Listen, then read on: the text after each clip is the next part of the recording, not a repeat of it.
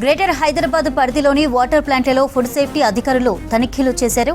మొత్తం 26 ప్లాంట్లలో తనిఖీలు చేపట్టారు. శాంపిల్స్ సేకరించి ల్యాబ్కి పంపించారు అధికారులు.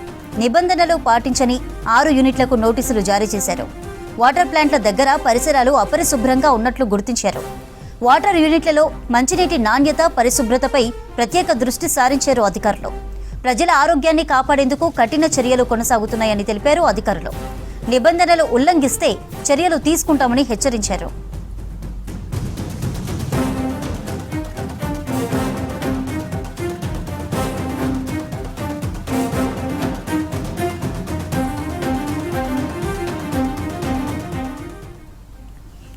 గ్రేటర్ హైదరాబాద్ పరిధిలోని వాటర్ ప్లాంట్లలో ఫుడ్ సేఫ్టీ అధికారులు తనిఖీలు చేశారు. మొత్తం 26 ప్లాంట్లలో తనిఖీలు నిర్వహించారు.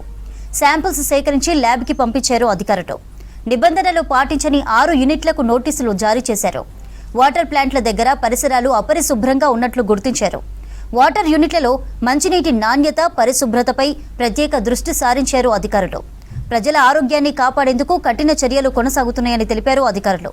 నిబంధనలు ఉల్లంఘిస్తే చర్యలు తీసుకుంటామని హెచ్చరించారు.